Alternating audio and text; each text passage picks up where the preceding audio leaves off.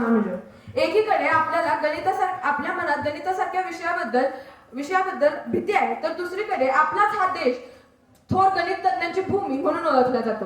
एकीकडे गणितातील झिरो हा सुद्धा आपल्याच देशाने दिलाय, तर दुसरीकडे गणितातील हिरो सुद्धा आपल्याच देशाने दिले. त्यातीलच एक हिरोला सेलिब्रेट करण्याचा आजचा हा दिवस, ते म्हणजे थोर गणित तज्ञ, the man who knew infinity, म्हणजेच श्रीनिवास रामानुजन.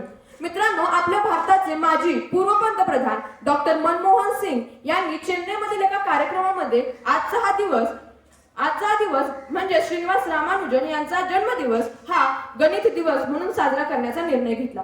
आता तुम्हाला प्रश्न पडला असेल की नेमका हाच दिवस हा गणित दिन म्हणून साजरा करण्याचा निर्णय का घेतला?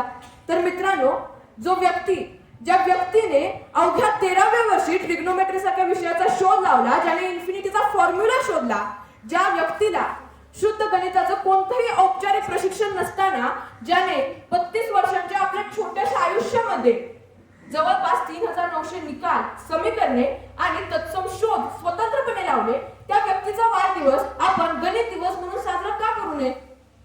मित्रांनो, 22 डिसेंबर 1887 रोजी तमिळनाडूमधील इरोड या छोट्याशा गावात जन्माला आलेल्या श्रीनिवास रामानुजन यांचा केम्ब्रिज मधील ट्रिनिटी कॉलेज पर्यंतचा प्रवास हा त्यांच्या अतुलनीय प्रतिभेचा आणि गणिताच्या अथक आवडीचा एक पुरावा आहे. मित्रांनो, त्यांचे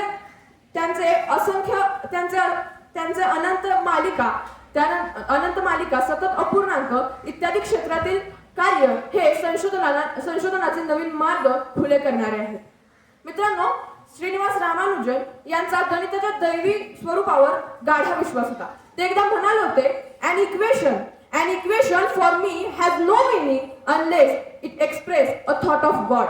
म्हणजे एखाद्या समीकरणाला माझ्यामध्ये काहीच अर्थ नाही जोपर्यंत ते देवाचा विचार व्यक्त करत नाही. त्यांचे हे विधान गणिताबद्दल त्यांचे अध्यात्म स्पष्टपणे मांडते. आता श्रीनिवास रामानुजन यांच्या आयुष्यातील एक प्रसंग आहे जो आपल्याला त्यांच्या गणितीय प्रतिभेचे स्पष्टपणे दर्शन घडवतो. ते म्हणजे जेव्हा श्रीनिवास रामानुजन हे त्यांच्या आयुष्याच्या शेवटच्या टप्प्यात होते, म्हणजे जेव्हा त्यांना क्षयरोग झाला होता, तेव्हा त्यांना लंडन मधील एका हॉस्पिटलमध्ये दाखल करण्यात आलं होतं. आता त्यावेळेस त्यांना हार्डी त्या हॉस्पिटलमध्ये भेटायला आले होते.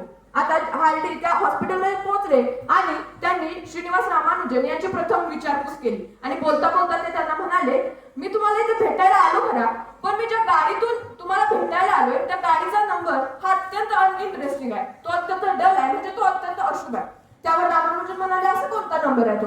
तेव्हा हार्डी म्हणाले, मी ज्या गाडीतून तुम्हाला भेटायला आलोय त्या गाडीचा नंबर आहे 1729, म्हणजेच 1729. त्यावर क्षणाचाही विलंब न करता रामानुजन त्यांना म्हणाले, हार्डी, तुम्ही चुकीचे आहात. तुम्ही जो नंबर सांगताय त्या नंबर मध्ये काहीतरी विशेष आहे. It is a smallest possible number which we can represent as a sum of cube of two different numbers into different ways.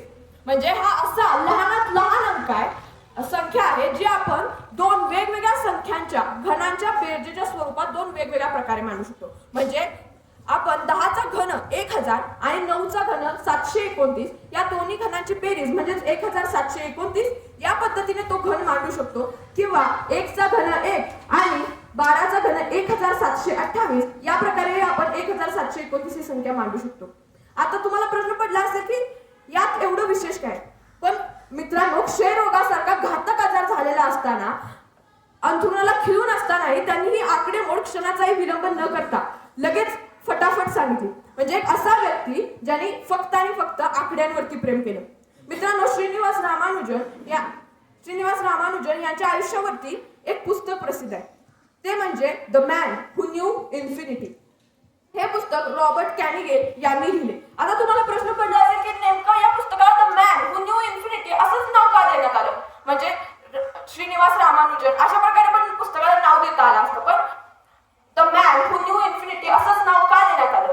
तर मित्रांनो, आपल्याला माहिती आहे की अनंताचा शोध म्हणजेच इन्फिनिटीचा शोध आजपर्यंत जगात कोणीच लावू शकले नाही. पण श्रीनिवास रामानुजन हे असे व्यक्ती होते ज्यांनी सांगितलं की जर वास्तव संख्या अनंतापर्यंत जोडल्या तर त्याचं उत्तर हे -1/12 म्हणजे -1/12 असं येईल. म्हणजे एक असा व्यक्ती ज्याने अनंताचाही शोध लावला तो म्हणजे the man who knew infinity म्हणजे श्रीनिवास रामानुजन. मित्रांनो, श्रीनिवास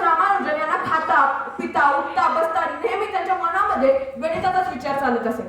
ते एकदा म्हणाले होते की गणित हे माझं जीवन आहे, गणित हा माझा श्वास आहे आणि गणित हेच माझं अस्तित्व आहे. म्हणजे श्रीनिवास रामानुजन यांना एक गणित तज्ञ म्हणण्यापेक्षा ते एक गणित प्रेमी होते. अशा या गणित तज्ञाला मी कोटी कोटी प्रणाम करते आणि जाता जाता एवढंच म्हणेन, mathematics is not just about numbers, equations and algorithms, it's about understanding. Thank you. जय हिंद, जय भारत.